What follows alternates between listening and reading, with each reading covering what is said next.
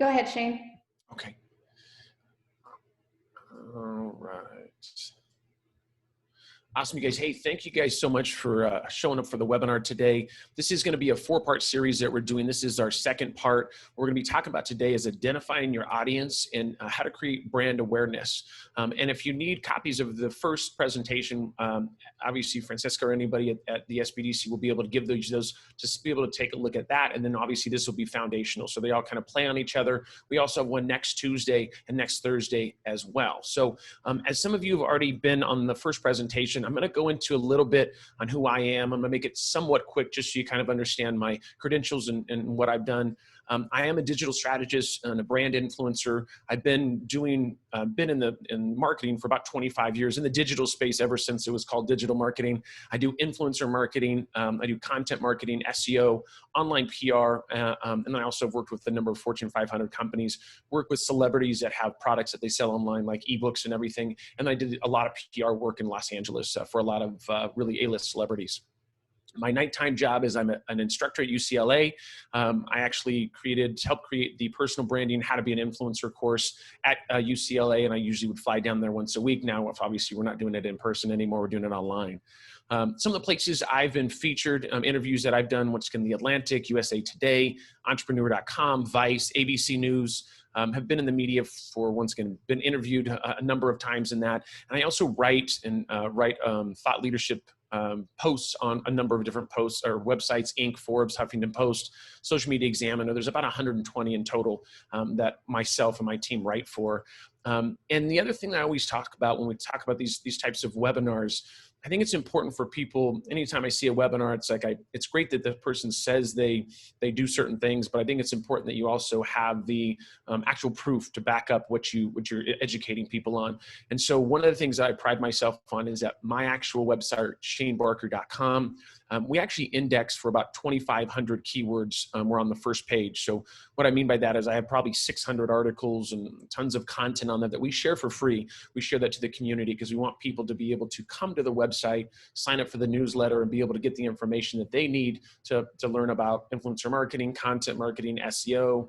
We're going to go into some of that here today in the presentation. But once again, the keywords that I have to go after, I'm going after keywords that some of the biggest, the best marketers in the world are going after. So highly competitive space, but I pride myself in what we've done over the last 7 or 8 years. And I get about 180,000 visitors. So, when it comes to driving traffic and the right type of traffic, all of my leads, anything that I do other than the SBDC presentations, is all my leads come from my website. So I don't have like a 10-person sales team. So once again, a lot of good things happening there because we're getting inbound leads that are coming in. And I have about 66,000 followers on through all the social media profiles that I have.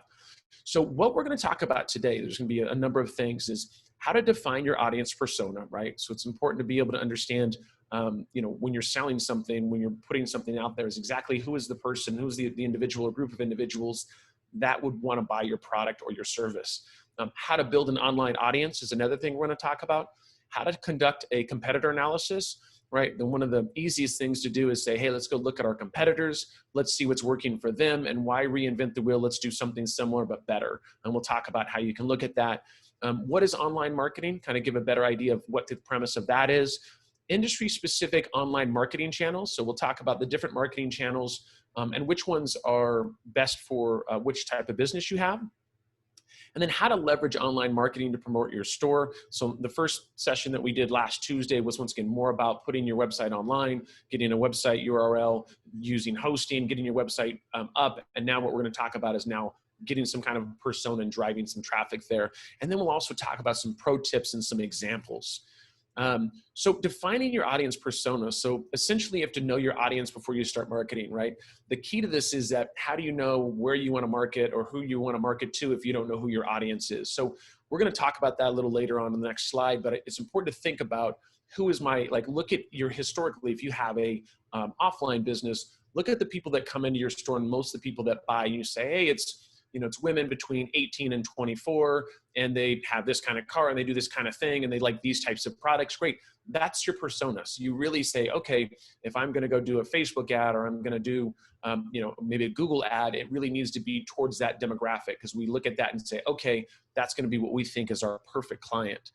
Knowing your audience helps you to personalize your marketing, right? So why you wouldn't put, if you have your audience is mainly female between 18 and 24, you really don't want to put some kind of campaign out there that's going to be more tailored towards men, because that's not who you're going after. So it's important to know that persona, and then define a target audience using demographics, location, and their interest. We'll talk about that.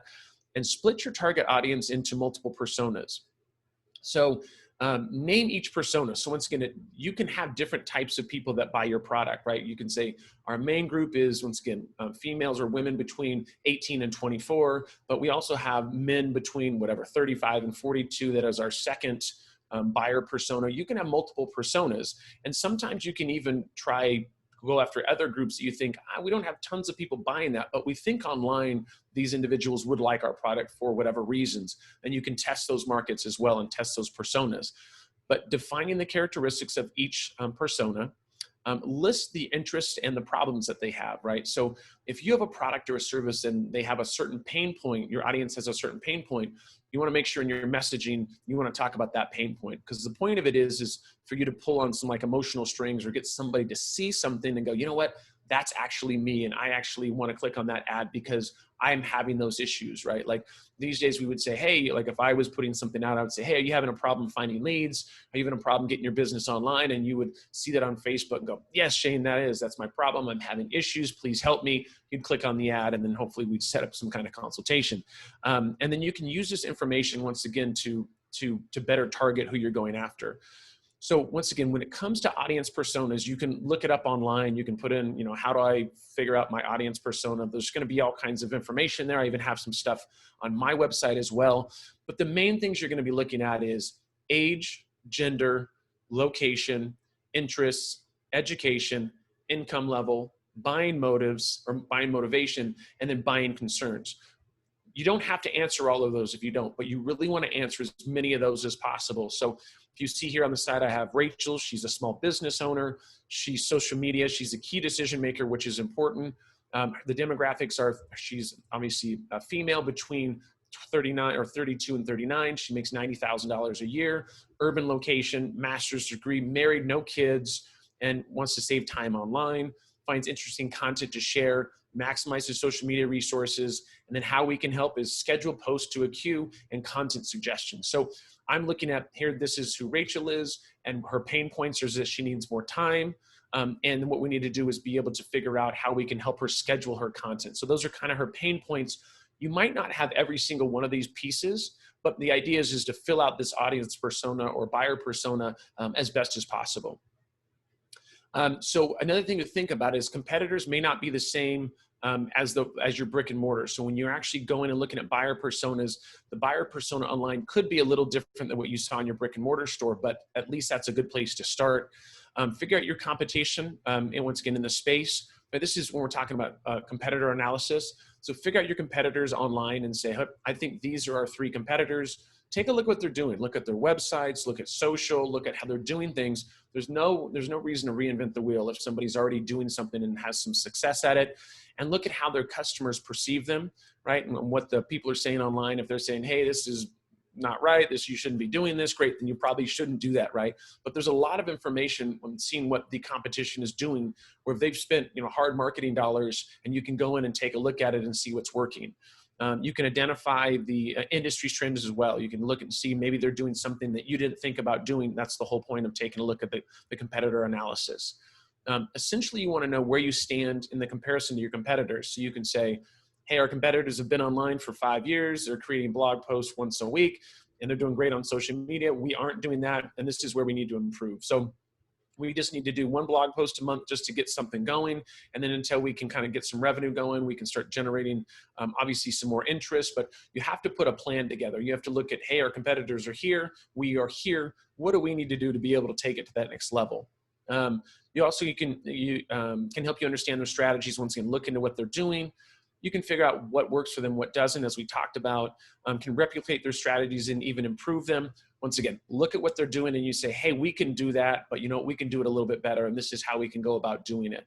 And then it also helps you figure out how to attract your target audience. Assuming that you have the same target audience, hey, if your competitors, we're assuming that you do, then you can also take a look at, the type of content they're producing. So once again, if yours is, it's females or women between 18 and 24, and their content, they put out great ads that obviously are going after that demographic, you have to say, okay, maybe we have the same demographic and we should create ads that are somewhat similar. So I'm going to talk about some tools that you can use for competitor analysis, and there's a number of things you can look at. One of the tools that we use, or actually two of them, is SEMrush and then BuzzSumo, and I'm going to kind of go into those in detail. You actually can go into SEMrush and you can actually put in a URL of your competitor, and this is mainly going to give you the information about their backlinks. It's going to give information about how much traffic they get. It's not exact, but it's going to be pretty close to exact. So we'll kind of talk about that here. So with SEMrush, you can actually, you can find gaps in keywords. It's called a keyword gap tool. So you can find out, so when we talk about SEO, which is search engine optimization, that is when you put a keyword in Google and then obviously certain results pop up.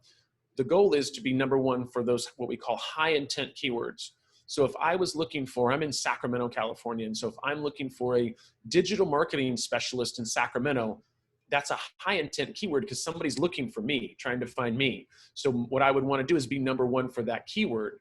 Now, a low intent keyword would be digital specialist. Okay, they're looking for a digital specialist, but they're not looking in my area, and there's probably going to be tons of people that are going to compete. It's still a good keyword, but it doesn't have the high intent that looking for a digital specialist in Sacramento, California. Very high intent, absolutely looking for me, and I need to be number one for that keyword. So you can look at your competitors and find out which keywords they're indexing number one for, and if that's a keyword you want to index for, you can find that here, and the keyword gap tool will help you find that. It's possible to find new backlinks opportunities using the backlink audit tool. You can dive into deeper depths of your competitors' traffic through traffic analytics. Once again, you can actually compare your website to your competitor's website, and it'll tell you, hey, they're better in these keywords, you're better in these keywords, and this is where you need to improve. And you can conduct thorough market research, and it's possible to do advertising research on competitors. You also can look at the ads that they're doing for PPC. Those also pop up in the search, so you can see the types of article or types of marketing they're doing in regards to either videos or static images or just content they're putting out. So this is actually this is the domain overview feature. So you can kind of see here that this is actually my website. So you can kind of see the traffic that we're getting. And so this right here, so if you were my competitor, you could go put in my website and you could see, hey, for how to be an influencer, Shane is number one. He's getting 6,600 searches. How to be an influencer, 2,400. And if you say, wow, you know what, how to be an influencer, I'm going to create a course around that, and I want to move Shane out of the way, then you would know that's a great keyword to go after. And then you can actually click on that keyword and it'll tell you exactly what I've done to be successful with that and what you need to do to outrank me. So anyways, it's a great tool to be able to take a look at what your competitors are doing and see where they're at and see what you can do to improve. Another thing you can do in regards to, this is what we're going to talk about is the online marketing. So you can use the internet to promote your brand, obviously. You can leverage email, social, search engines, and more. So email marketing, social media, Twitter, Facebook, TikTok, YouTube, and then search engines being mainly Google is the main search engine. You have Bing and some other search engines as well. And then advertising your brand through digital media instead of traditional media. Traditional being maybe flyers, banners, any kind of billboards, anything like that. So how can you build your online audience now, or your audience online? I will tell you that it does take some time, no different than when you open your brick and mortar. It takes time for people to start coming in your store and getting used to you. It's the same thing with building an audience online. It doesn't happen overnight. It will take some time, but you'll see some great benefits once this happens. So what you need to do is once again, identify your target customer using demographics, locations, and interests, as we talked about. You want to build your story. So everybody loves a good story. So I'll give you an example. If you're trying a glass of wine and you're like, wow, this is a really great glass of wine. And then all of a sudden the person that made the wine comes up and says, hey, let me tell you a little story about this wine. And the thing is, this wine came over, it was my uncle that came over 200 years ago. He had one wood nickel in his pocket, and he had one seed, and he planted this seed, and he built this thing up, and this is what he's done. And this actually wine is actually from that one seed from 200 years ago, and now we're 4 generations into the wine business, and once again, here it is. And now you're trying it, you're going, wow, this tastes amazing, because there's a story behind it. People love to have a story behind something. Like, what did you do? What did you to go through to be able to get here today? And that's the reason why you go to wineries and you go to different places. They'll have a story and somebody telling the story on why they produce that, because people enjoy that. And then create useful and informative content. We'll talk about that, and distribute your content through various online marketing channels. So before we get all this started, you have to figure out what your budget is, because one of the hardest parts about marketing is there's so many things you can do. And of course, everything you do takes either time or money. So what you have to look at is marketing budgets can help you figure out which channels to use, right? So you're saying, hey, I'm going to spend $1,000 here. I want to spend $5,000. I want to spend 10,000. That's fine. And then you have to figure out, how you're going to put in what we call KPIs, key performance indicators, or goals, right? So you're saying, hey, with this, we want to spend $1,000, and our goal is to get $2,000 in sales, or to help build up our brand awareness, or to build more people into this community. And then you can decide how much money to allocate to these channels. Budgets should account for all of your marketing costs, right? Or all of your online marketing costs.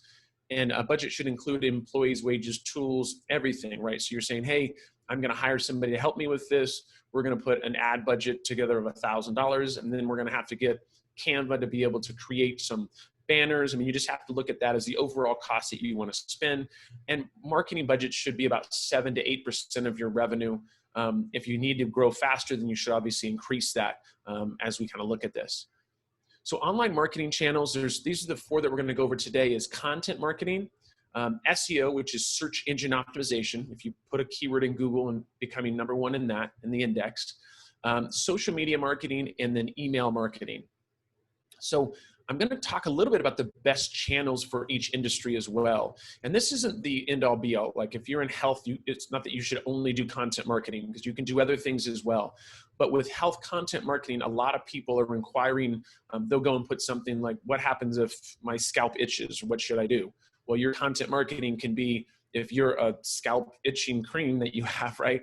Then what you would do is you'd create content that would answer the individual questions on why is your scalp, itchy, and then what are the solutions? And then so people are looking for that. Travel, social media marketing, obviously like Instagram, any kind of lifestyle. Travel is, this isn't happening as quite as frequent as it did in the past. And I think after COVID, it'll move back up after we get some things in place. But travel, social media marketing, real estate, search engine, SEO, search engine optimization, trying to be #1 on Google for, real estate agent, Austin, Texas. Those are things, sometimes you have big players that are in the way, and you have to get a little frisky on how you're going to be #1 for certain terms, but there's definitely ways to do that. I'll talk about that a little later in the presentation. Automobiles, so if you're so you own an automobile company or something like that, you can obviously search engine optimization or SEO, be #1 for, automobiles, or Ford in Austin, Texas, or looking for a used vehicle in Austin, Texas. And then food and dining. So social media marketing, obviously it's very visually based. Instagram is a great place, TikTok, if you're into that. There's other ways, once again, very visually pleasing. People want to use that. And then beauty and wellness, also social media marketing, once again, Instagram, anything lifestyle. Once again, big plays there in Instagram, any place where influencer marketing is a big contender. Some of the other industries, I put influencer marketing for beauty and wellness as well. Manufacturing is kind of content marketing. Like if people are asking specific questions about something of a pain point they have, you can be manufacturing something that will help them make their life easier, make it simpler. Financial services, content marketing, like, how much should I invest in my 401k, right? Those types of questions where you can become #1 when you're answering the question for somebody and they go, that makes sense. I think I want to do this. Who should I reach out to? Why don't I reach out to the financial company where I just found the answer? Fashion influencer marketing obviously is a big play there. Tech content marketing, fitness is also influencer marketing, and I think some social media as well. So once again, these aren't the only industries, the only channels that you can use for the industry, but it's definitely a good place to start. So Best marketing channels for B2B. When we talk about B2B, B2B is business to business marketing, right? So that's not business to consumer, which would be B2C. I'll talk about that next, but this is B2B. And so if you look at the channels producing with leads for the highest ROI, ROI is return on investment. So I spend $1 and I want to make $2 back. So they say search 46%. So that's where people are for business to business. That's search is what they're doing. And search is going to be once again SEO, where you're doing search engine optimization. You're optimizing for a certain keyword or keywords. Live events, which I will explain what live events are. These are the things that we used to have before COVID. Now we're not seeing too many of those, unfortunately. Over time, obviously, we'll see more of these and more, like I said, we'll be able to start doing more live events, hopefully in the next year or so. Social, with social media. Email obviously is a big player as well. If you have an email list, you can send out emails to your list and talk to them about different things that you're doing for either COVID, helping your clients, whatever that may be. Retargeting, which is where if somebody comes to your website, what happens is, like, give you an example. If you go to Amazon and you look at the TV that's, whatever, 50 feet wide, and as your husband's looking at it, go, God, I want that TV. And then all of a sudden he goes over to Facebook, and then guess what pops up in the ads? It says, hey, buy this 50-foot TV. And you're like, hey, we just looked at that. Well, that's remarketing. They're remarketing to somebody that's already been on their website. Content marketing, which is once again creating videos, blog posts, anything like that, where you're producing something, putting it out there to drive traffic, educate, anything like that. Print, obviously flyers, anything like that you put out. PPC, which is pay-per-click advertising, where you can go be #1 on Google for a term where when he clicks on it, you pay $1, $2, $5 for that to be in that position. Same thing with Facebook as well. Telemarketing, where you're using the phone. These are usually the people that call, usually around 5:30 when you're trying to eat dinner with your family, and they're saying, hey, you want to refinance? That's those individuals. And then 19% are others that we look at. So the best marketing channels for B2C, now this is business to consumer. So this is if you work directly with consumers. Here goes the things for nurturing. This is for your target audience. So 80% right now, they say to nurture, once again, to get in front of these individuals is email marketing campaigns. Most people, about 80%. Educational content. So that's where we talk about writing a blog post. So there's a pain point. My pain point is, should I invest 10 grand into my IRA? And then all of a sudden it says, hey, the best way to invest money into your IRA, that's the content you create. I read it. I go, great, that makes sense. Now, how do I get an IRA set up? Well, I talked to John's financial company where I just read the content. Clear call to actions for next steps. Once again, CTAs, it's called call to action, where you go to a website and it says, inquire today, get a free demo, you call now, whatever that is, where it's telling the individuals exactly what to do. Offer incentives, say buy one, get one free, things like that. Storytelling related to the audience, where you're telling your story of your business and how it's relatable to the audience. Hey, I used to be broke. I used to have no money. And then all of a sudden I started jumping into financial planning. And now I have a 5,000 square foot house. I have 2 boats, and you should do what I do. And people go, wow, that's what I want. I'm broke. I want the big boat. Why don't I reach out to Shane? Membership perks, once again, where you get this. And if you do this, we get them. If you go buy 10 burritos, you get 11th one free, anything like that. And then predictive technologies, which is kind of the future, some other stuff we can talk about probably on another webinar. Oops. Hold on, you guys. All right, so we got content marketing. So in regards to content marketing, so this involves content being, once again, it can be blog posts, it can be videos, it can just be stagnant pictures. It involves creating, publishing, and distributing high quality content online. So there's a lot of different ways you can do that depending on the channels that you decide to use. Content could be in the form of a blog post, can be images, videos, infographics. Infographics are like those big, long pictures that you'll see. It's because it has information and it's on a graphic. So you'll see these things that it's like, you kind of scroll down and it's all very picturesque and very, visually pleasing. That's an infographic. And then ebooks, I have those on my website. Hey, you want to learn about influencer marketing, download my ebook, and they can go and click on it and download the ebook and get some information about that. And then you can use content to help to share helpful information with your audience, educate them, and then valuable content drives your target audience to your brand. And then not outright like being super promotional. So, I will drive somebody to my site and that's reading an SEO article, and I'll say, hey, download my book on how to, 10 things you have to do with SEO. they give me their name, their email address, and then I add them to my newsletter, and now I've got them in the queue, right? And they go and they download the ebook and they use it and they go, that's awesome. And now they're getting my newsletter, which will talk about my products, my services, new blog posts we put out, events I'm going to be speaking at, anything like that. And then content marketing is used with all forms of marketing as well. So once again, you can use it on just about anything in regards to putting out content. I am a content producer. As I said, I write for 120 different websites. I put out a blog post on my blog every 2 days. What we do is that's how we drive traffic, is through content marketing. It does take a while to once it really starts to take place, but once it does, it's a beautiful thing. SEO friendly content written necessarily to rank well in the SERP. So SERP is like where the SERP is the rankings for the search for Google. So we talk about a SERP is like, what is your SERP ranking? So for a certain keyword for Shane Barker Consulting, where am I at in the SERP, which is the search results? So we kind of look at that and we want to say, hey, I want to write content that is going after a specific keyword because I want to be #1 in Google in the search. That's the search intent. And you need to use keywords obviously in your content.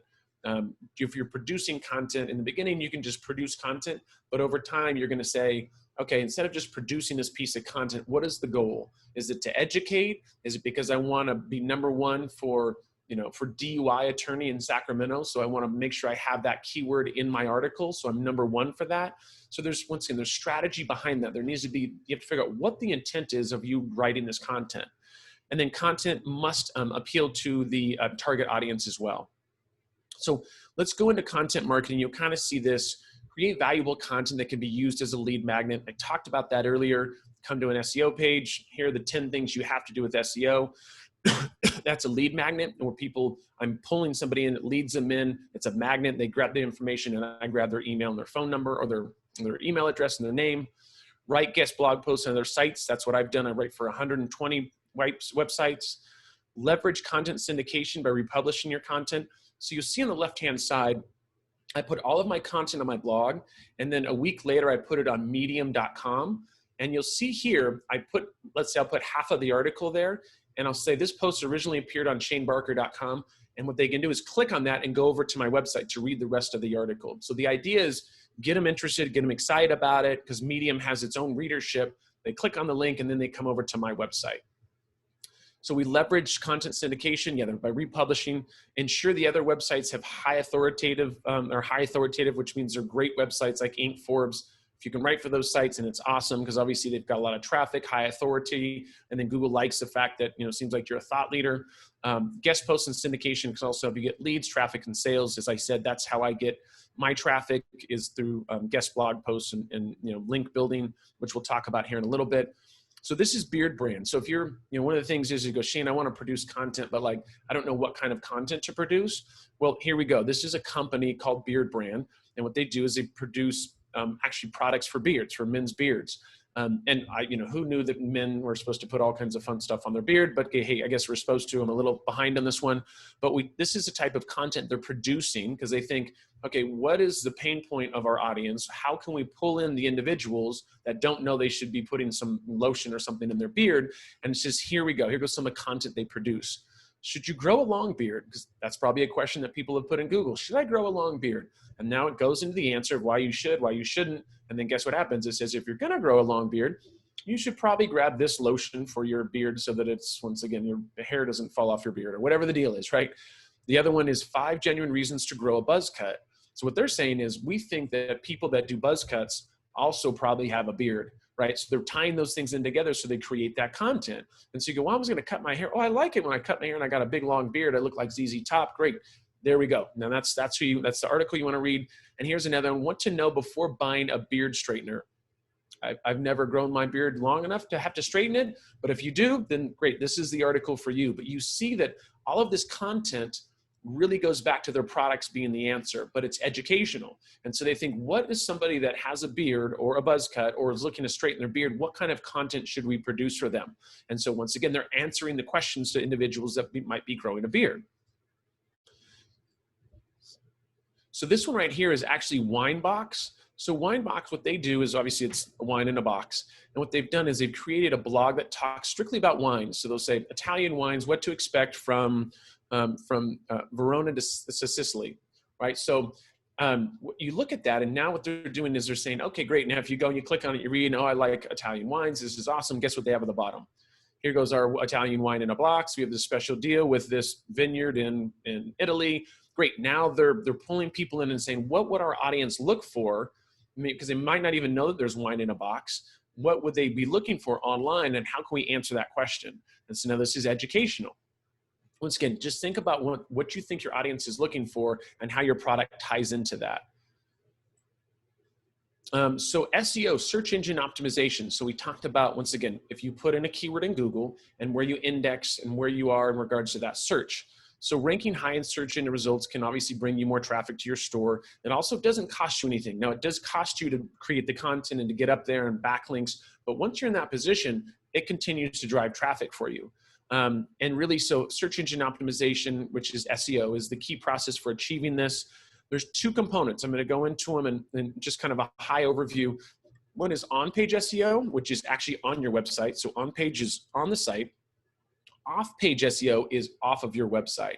And so I'll kind of talk about the two differences there. So this is on-page SEO is what we call technical SEO. I'm not going to go heavy into this because it's technical and you'll probably fall asleep. So I don't want that. So what we're looking at here is, this deals with the optimization of your website and its technical parameters. So once again, on page being on your website, on the pages on your website. If you're just starting off, just get some content up. Don't worry about SEO right now. Just get content up consistently, and then we can talk about optimization and keywords and stuff like that. The tools that I use, once again, SEMrush, Ahrefs, and Moz. If you're not doing SEO, don't try to jump into these. I mean, it can become a little confusing, but what it's talking about for on-page, on your website, is crawling errors, HTTP status codes, page load speed, which is how fast your page loads on Google, which is big, target relevant keywords on your website to rank higher, writing higher quality content, conducting keyword research, target relevant keywords for your website, XML sitemaps. That's a sitemap is where when Google comes to your site, it'll tell it where to go if it's looking for certain terms, right? That helps with the search engines. I look up DUI Sacramento, and then it goes to my website and it says, all right, this is a sitemap. This is where it talks about, if you need an attorney in Sacramento. UI interface, which is once again, the user experience, titles, URLs, and meta descriptions optimization, and then you can follow Google Webmaster Guidelines. If this makes sense to you, awesome, do it. If this is scary, don't do it. Once again, just start producing some content, get your website up. You'll see this right here. So let's say, as I kind of talked about earlier, so Yelp as an example, but let's say they were going after the term taxi service. So let's say you were saying taxi service in Austin, which would be, let's say you're a taxi company. You're like, that's what we want to be #1 for. Well, then what you'll see here is that for taxi service, that Yelp actually put best taxi service in the title, and then in the meta description, they put taxi service twice. And so what Yelp is saying, hey, Google, if somebody is looking for taxi service, we talk about the best taxi services, and then in the titles here, it talks about taxi service. So once again, if you're not doing SEO, if you're looking at this going, I kind of get it, you can reach out to me or any other individuals that are good at SEO, and we can explain this further. I just wanted to show you the reason why this is #1, not to mention Yelp is a very high authoritative and very popular website as well. So keyword research. So conducting keyword research, if you want to look up the keywords, once again, can be SEMrush. Google Keyword Planner is free, so you can go look that up. You can go in there and take a look at keywords. You can check keyword relevance, volume, which is the volume is how many searches are happening.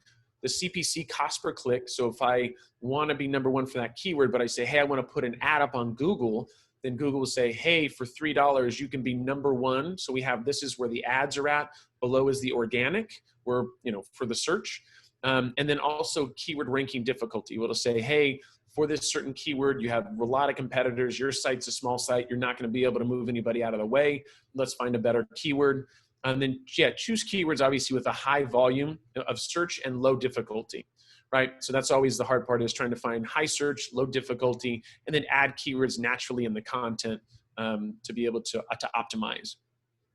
So improving page load speed. So every second delayed on your page equals a 7% reduction in your conversion rate. And what we mean by that is Anytime we go to a website and it just takes forever to load, what do? We're like, oh, I'm just going to get off this website.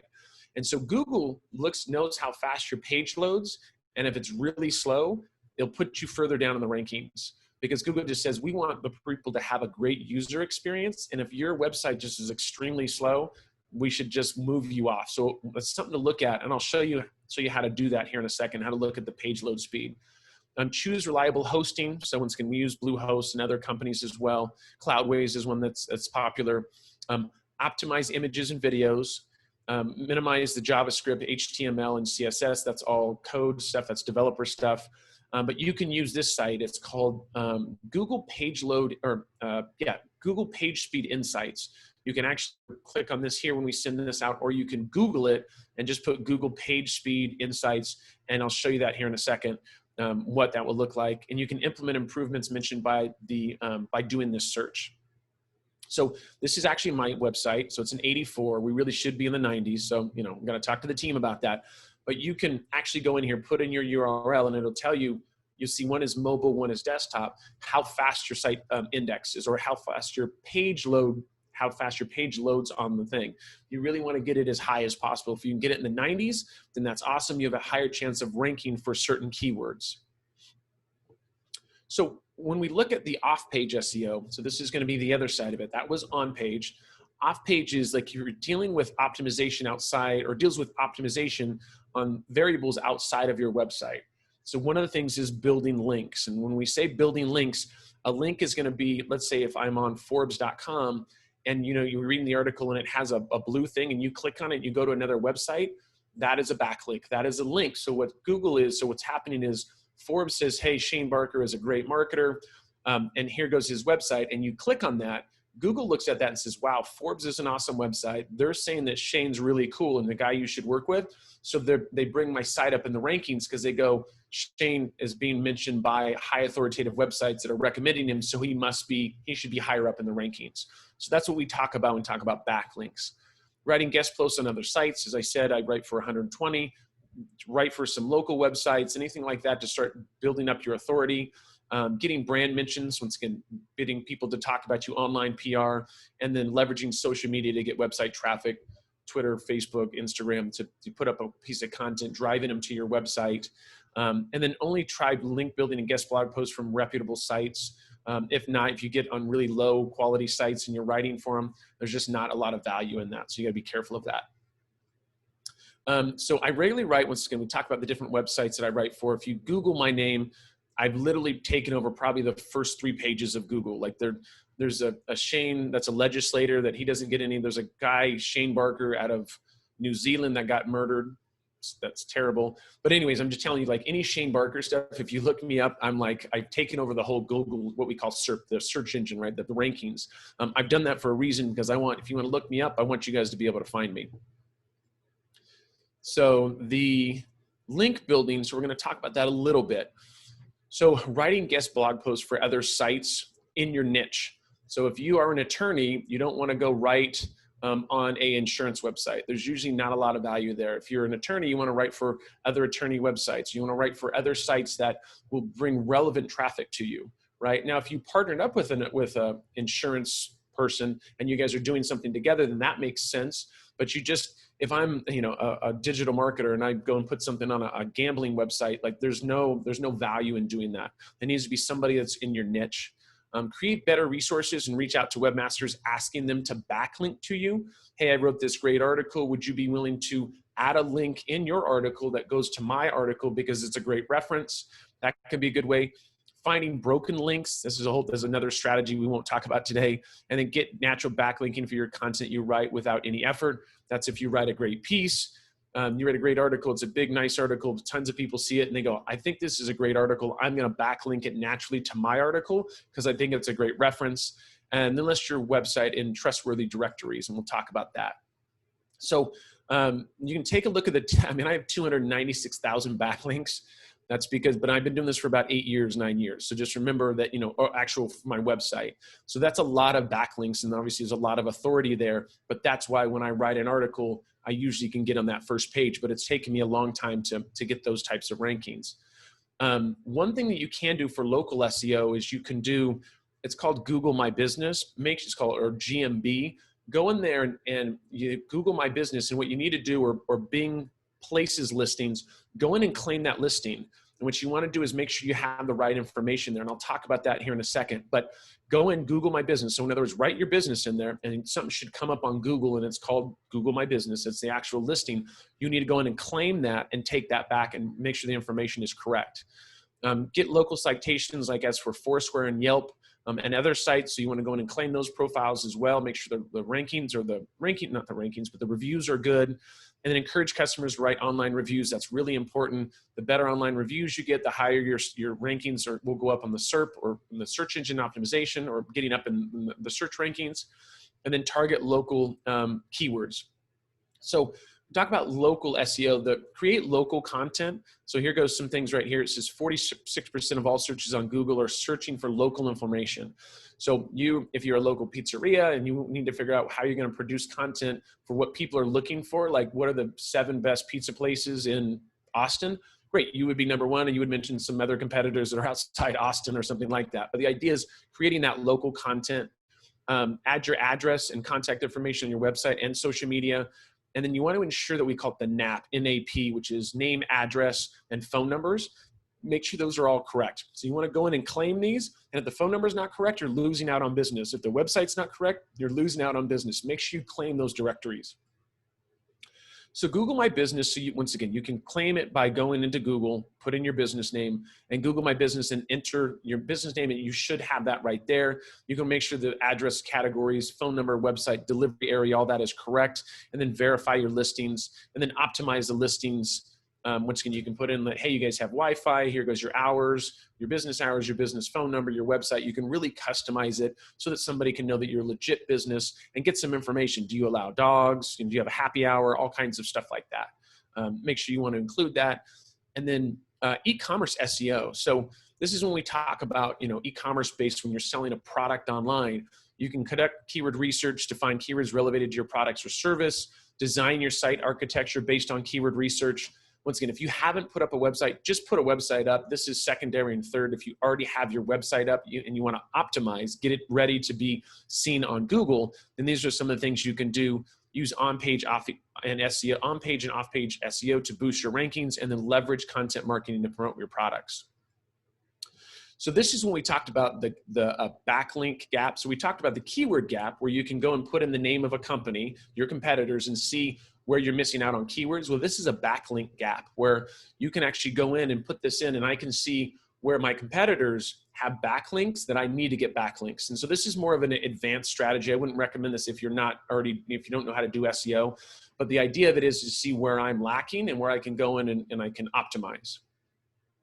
So social media marketing. So promoting your brand and products by building a presence on social media, creating and sharing the content regularly, right? So you put a piece of content out, you share it through social media, and then promoting products and services, driving traffic to your site. So anytime you produce a piece, you should be always trying to get them to go back to your website. Not every single time, but the goal is to drive the traffic to your site. You talk about an employee of the month, you talk about the new food you just came out with, and you say, hey, check out our new menu. Like the idea is to push them back to the website. Add business information and reviews. Hey, thank you, John Smith in Austin, for writing this great review about our ice cream company. There you go, so that it shows that people like your stuff. And then solve customers' problems, issues by communicating with them. Once again, if there's an issue with anything, you always want to try to take it offline with that. Best practices is publish new content, once again, regularly. Respond to your customers and address their concerns if there's any issues. Reply to your customers' comments. Schedule posts to go out automatically. You can use software for this. There's a lot of them, but we use Buffer, but there's a lot of them. You can go and schedule your social media content to go out at certain times during the month. We spend one day and just put it all out there, or get it scheduled out. Complete your social media profiles. Make sure those are all complete. This is an example of, this is actually a company, it's an athletic wear company. And you'll see what they do is they have great content. They put it on, because it's a lifestyle company. They put a lot of great content on Facebook and on Instagram. They do videos, they share all types of content. Just, you can kind of take a look at this and see, over time, you're not going to get anybody liking stuff, but start producing great content, people will like it, they'll start sharing it, and you really start to see some traction, but it does take some time. So leveraging gated content. So gated content is where I have a piece of content. Once again, somebody comes to my site, It says, hey, here goes 10 things that you need to know about SEO to change your search engine rankings. And then, but to be able to see that, you need to give me your email address, or you need to do this. That's gated content. You want to see the content, but there's a gate in front of it. To remove that gate, you give me your name and your email address and phone number, address, whatever. So what you can do, once again, get them to fill out a form, can help you get qualified leads, right? Because I know that if you're downloading something about SEO, search engine optimization, that you're probably going to be a good client for me because you're looking to get better rankings. Share your gated content on multiple channels, repurpose gated content for social media, and then leverage paid promotions to grow your search as well. So contests and giveaways are another great way to drive traffic. You'll see this is a live event baseball, which we're not seeing too much of right now. Well, not where people can go to, but you can offer, through social media, you can offer a freebie or a contest where you can offer free tickets, free something, give them a sense of urgency, like, hey, these are the things you need to do. This is the giveaway ends at this time, and this is what you can do. And this is the rewards of sharing this content or putting it out there. So just take a look at what your competitors are doing or other people in other industries and say, hey, we can also do the same thing, and how you can get creative in offering giveaways and giving stuff away. And you can collaborate with influencers, which is a creative way as well. And then just, once again, the idea is to drive traffic to the website. So email marketing. So we use emails to promote your brand online. What you want to do is you pull people into your website and you say, hey, join our newsletter. If you have the content that's gated, they can get their email there, and you put them on. Now you get them in this queue of sending them emails about, updates on products, services, employees, things that are going on in the community. The goal of this obviously is to keep them engaged. And then, so if anything happens on any of your social channels, it gets taken down something, you have email that you can always send emails out and notify people. Once again, sending regular updates. You can do also, tell people about, 10% off of this, 20% off of this. This is what we're doing in the community. It just keeps people updated. It doesn't always have to be promotional. This was an example of a Kate Spade that after you signed up, she said thank you and says tell you to continue to shop.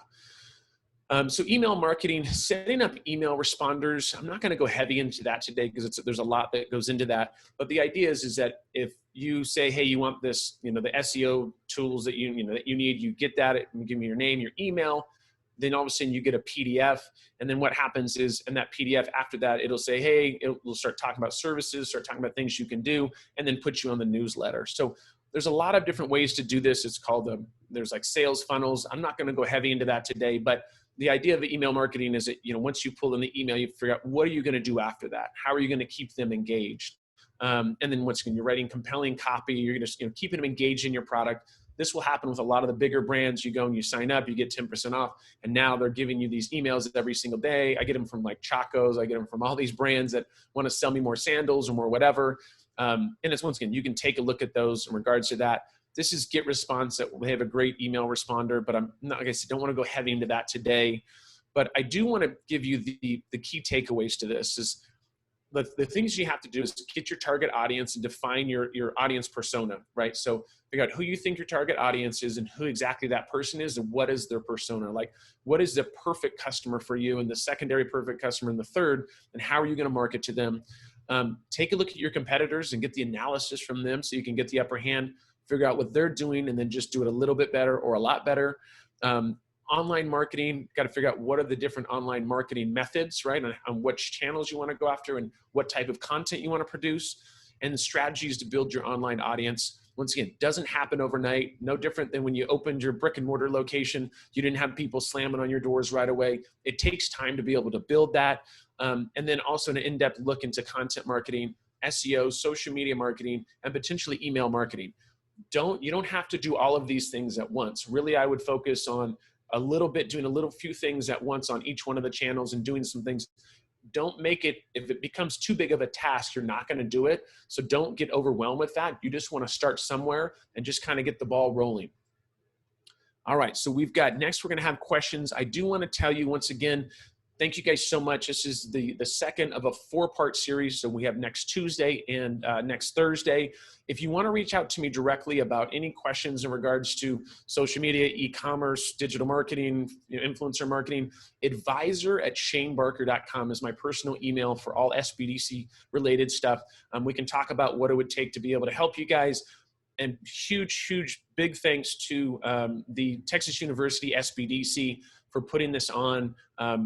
They're obviously doing big things to help the community. We understand that it's with COVID and everything going on, there's just a huge need to be able to bring your business online and to be able to start generating some revenue. And we're here to help. So that's it.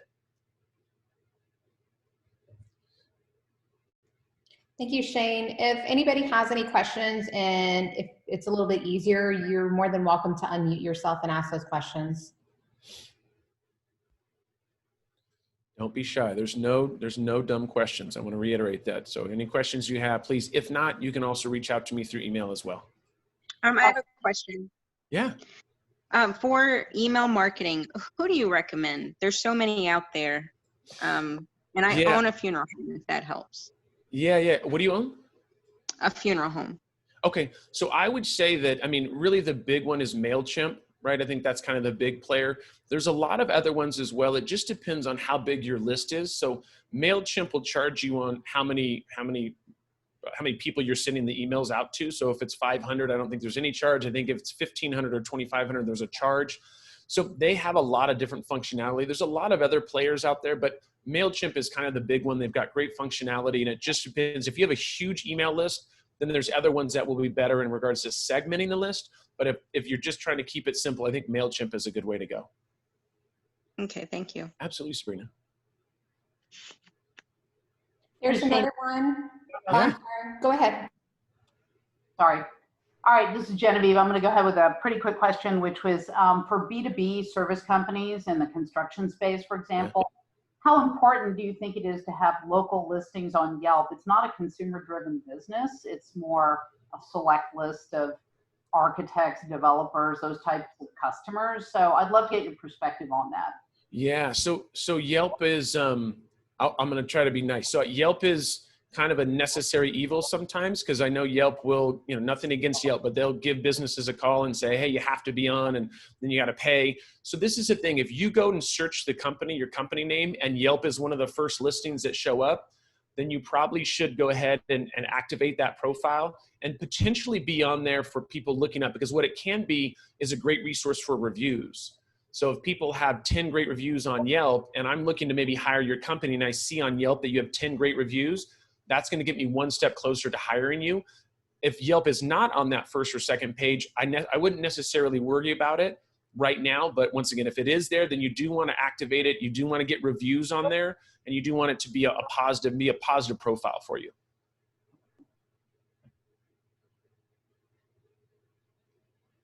Okay, fair enough. I don't find that a lot of customers comment on it because our target customers are big developers and so on. Yeah. So I'll take a look. I'll Google it and see where we show up. Thanks. Absolutely. Okay, it looks like we have one from, let me make sure. Eloisa, I'm going to send that to you. And then we have one from Rick. So if you are not at a point where you're ready to produce content for a blog and or newsletter, what is the best way to source or use other content? So say that again. So what was, I just want to make sure I got the question correct. If you're not at a point where you're ready to produce content for a blog and or newsletter, what is the best way to source or use other content? Well, the thing is it's a lot easier to produce content. So what you have to realize, if you're doing content for, let's say, your blog, if you don't have money and if you don't have the time, then that's okay. You can't do it. But you have to realize that I write for 120 sites, but I don't write every single article. I have a team of writers that now write for me that continue to generate that. So you can find, if you're going to put out some content, what I would do is you can put a brief together. Hey, this is what we want to talk about. These are some of the points. And you can hire a writer for pretty nominal cost to be able to write that content and put that content out there.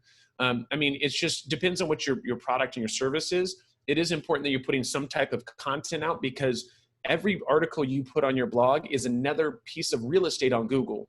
So I wrote, as you can see, I'm number one on first page for 2,500 or whatever it is keywords.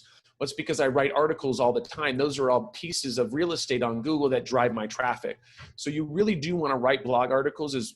I'm a content producer, so I say as many as you can. If it's once a month, that's great. If you can do it once a week, that's awesome. If you can do it once a day, then that's super epic. But you just have to figure out what you need to do. There's ways to do it that you don't have to take the headache on of writing it, because most people don't like writing blog posts. There's other individuals out there that you can pay to be able to, if you put a brief together, or they'll even put the brief together for you and look at the keywords and figure out what you should do content-wise. Okay, thanks for that. For the blogs? I'm sorry, go Awesome. ahead.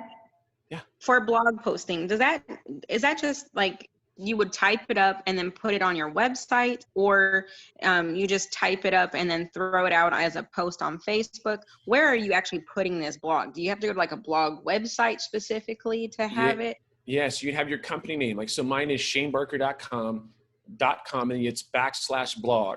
So what happens is my blog posts are out there, how to do SEO, how to do influencer marketing, right? Like, and then what happens is people see that article, they come into my website, and then they can see the services on the side. So like in your situation, so you have a funeral home, what you would talk about, what are the 10 things that you need to do if your loved one just passed away, right? Because that's, I mean, if my grandma just passed away, I'm not thinking straight, what do I need to do? Here goes the list. And the list is, hey, you need to contact this, you need to cancel this, you need to do this. And now people are reading this. And your last thing is you also need to obviously make funeral arrangements. And obviously that's something that we can help with, right? So you have to think about what is the person that's in distress and, you know, it's just lost a loved one. What are the questions in their mind? What do I need to do because I'm all over the place? I just lost a loved one. What do I need to do? Well, now what you need to do is produce content that will help answer the questions of what they're looking at online, with you being the answer that you can obviously help with funeral services. Okay, so that's, again, that is actually on my website. On like your its website. Own tab. So when you put that on your website, now what you do is you take that link and you can put it on LinkedIn and you can put it on Facebook, and you say, hey, if you've lost a loved one, here goes the 10 things that you need to do. And you can share it all through your social. They read that, they click on it. Now they'll come over to your website and they'll see your services. So the goal is to always push people to your website. That's where your money is at. So we always want to push people to the website. Thank you. Absolutely. Okay, we have another one from Mahani. Thank you, Shane. You're awesome. Thank you, SBDC. What is too many emails? It may be industry related, but for a marketing tool, how many emails a month is optimum? So are we talking about how many emails to send out? I think so. Okay. Also, I want to tell you, you're awesome too, by the way. I want to thank you for the compliment. I'll take those all day long. So, I mean, that's a great question. So, I mean, how many emails is too many? I think it depends on what type of content you're putting out there. If it is informational, it doesn't always have to be salesy. Like, I used to send out an email once a day, and I kind of started looking at my open rate started to go down. And so what we did is we started changing the subject lines. Now I send it out about twice a week. You want to make sure the information you're sending out, once again, isn't always about how awesome you are. What I do is I'll do like, hey, here goes the great blog posts about SEO. And so then people will go and they love that type of content. And then after maybe 15 emails, I'll talk about my SEO services. So it really, you know, I wouldn't say it has to be done daily. It really comes down to your product and service and how much content you really have to share. If you're like, we don't have tons to share, great. You can do one newsletter at the end of the month, one time. If you have a lot of stuff to share, if you're the CEO is out there doing speaking events and is doing this and is doing charity events and is helping the world and, you know, has this great program on people that have been affected by COVID, great. You need to get those messages out sooner than later. We don't want to wait a whole month, but it really just comes down to what you're sharing and if you think it's going to be valuable to your audience. Because the goal is give them value, value, value, value, and then you tell them, hey, guess what? Now we have these services as well. And they go, okay, great. I want to sign up. I've been reading all this great stuff from you. I know that you're good at SEO or whatever that is. And now I want to actually hire you. Okay, thank you for that. Okay, next one, and this may be one that you need to discuss off the webinar. It's from Eloisa. I own a residential cleaning business and my clientele is going through a lot of changes. Can you guide me into how to research their today needs? Where do they comment about this? So you're talking about residential as in cleaning services, like you clean properties? Correct. Gotcha. I actually have a customer that I'm working with right now that's, they're commercial, they do commercial buildings. And so they're kind of having some of the same issues. With the residential, I mean, it really comes down to obviously if people are losing their jobs and don't have money and stuff like that, that's obviously going to be difficult. What I would do is that you have your current customer base that loves you, right? Because you're doing an awesome job. Like honestly, if you were in Sacramento, California, I would hire you right now because I actually need that. But you're a little far away and it would probably be too far of a commute. But you know, anyways, what you need to do is you need to work on less about finding where people are talking about it. You need to work on your current database and you have, let's say 10 people that you clean their houses. talk to them and say, hey, Jennifer, I've been working with you for the last 2 years. It's been awesome. Do you know anybody else in your network that might need cleaning services? I'll offer you a $10 gift card. Or maybe you're just already good friends and they're naturally going to recommend you, because you're going to get a lot more people that are going to want to sign up for your services if it comes from a warm introduction. Like if you were cleaning my house and I said, she does an awesome job, I'll refer you to my mom, to my aunt, to my cousin, like, because I want to refer good people. And so you really want to work in your current network and figure out how you can get recommendations from your current network instead of going and trying to find new people. There's also, you can get flyers created, and just hand those around to the neighborhood and say, hey, I'm local, I'm here. If anybody needs any help with getting their house cleaned, we do the first one, it's 50% off, whatever. You can run a deal or not run a deal. I know the first house cleaning is always the worst because it's terrible. It's usually super, super dirty. So maybe that's not the best idea. But the point is there's definitely ways to get creative and get out there. But your current database of customers are the ones you want to tap into. Awesome, thank you. I don't see any other questions.